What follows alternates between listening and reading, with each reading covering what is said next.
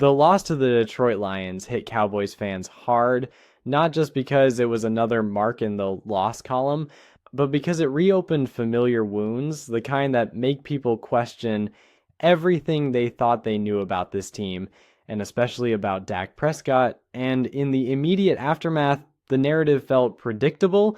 Social media flooded with hot takes, highlight clips stripped of context, and the same old arguments resurfacing about whether Dak is good enough, tough enough, clutch enough, or simply the right quarterback to lead America's team where it believes it belongs. But when you strip away the noise and slow the game down, when you actually analyze what unfolded on the field, instead of reacting emotionally to the final score, a much clearer and more honest picture begins to emerge. And that picture tells us something many fans don't want to hear in the heat of frustration, which is that Dak Prescott remains the single most important piece to any Cowboys turnaround, even after a frustrating loss like this one, because the Lions didn't expose Dak as a weakness. They exposed the fragile ecosystem around him, an offense that struggled to stay on schedule, an offensive line that failed to consistently win at the point of attack,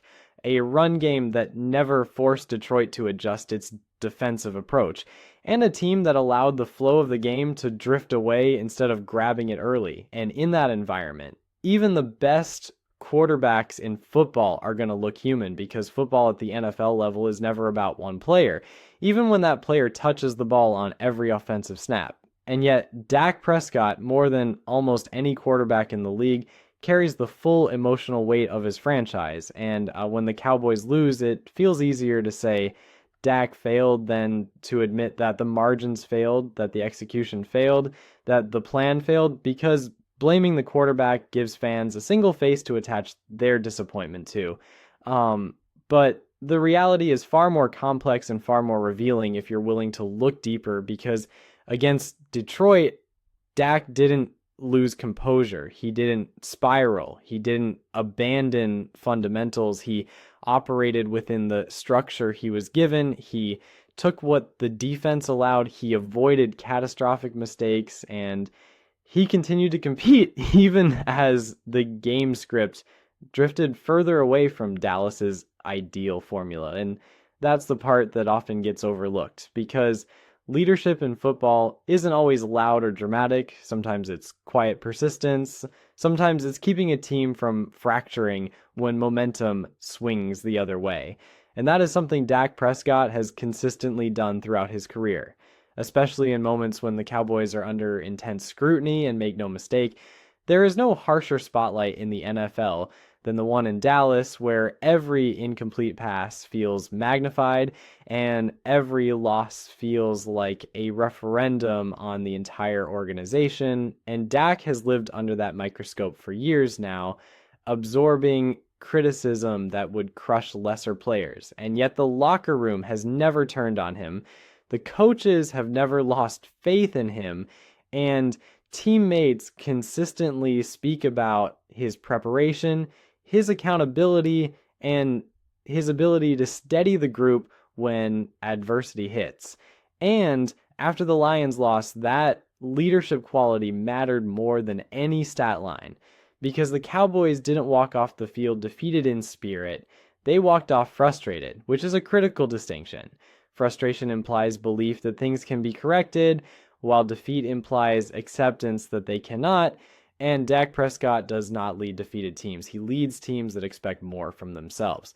And that expectation is the foundation of any turnaround, because you cannot fix what you don't believe can be fixed. And Dallas still believes, largely because their quarterback believes. And when you examine the offensive struggles in that game, it becomes clear that Dak was often operating under less than ideal circumstances, facing pressure that arrived earlier than designed, dealing with a lack of consistent push in the run game that allowed Detroit to stay disciplined in coverage, and working through predictable down and distance situations that made defensive reads tighter and windows smaller. And in those moments, the difference between winning and losing isn't always about arm talent or athleticism. It's about timing and cohesion And Dallas lacked that cohesion more than it lacked quarterback play because football offenses are rhythm machines, and when the rhythm is disrupted, even elite quarterbacks are forced into reaction mode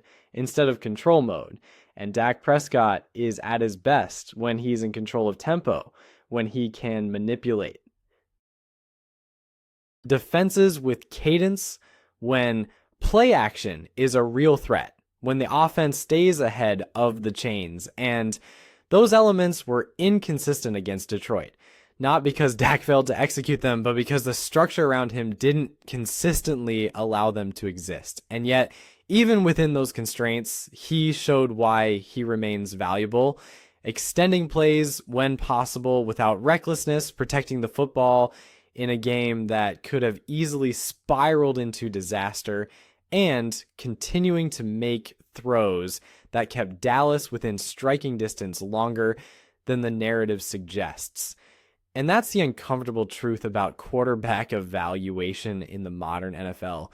It's rarely about perfection. It's about sustainability, and Dak Prescott gives Dallas sustainability. He gives them a floor that many franchises spend decades chasing, because replacing a quarterback is not as simple as fans want it to be. It's not a video game reset. It's a high-risk gamble that often leads to years of instability, and the Cowboys know that, even if some fans don't want to admit it, because for all the criticism Dak receives, there are far more teams who would welcome his consistency, his durability, his command of the offense, and his ability to handle pressure without fracturing. And that's why the idea of moving on from Dak after a loss like this isn't just unrealistic, it's counterproductive, because it ignores the broader context of how NFL teams actually succeed, which is through continuity, adjustment, and incremental improvement, not panic-driven decisions. And the path forward for Dallas isn't about reinventing their identity, it's about refining it. And Dak is central to that refinement because he is the bridge between the coaching staff's vision and the players' execution.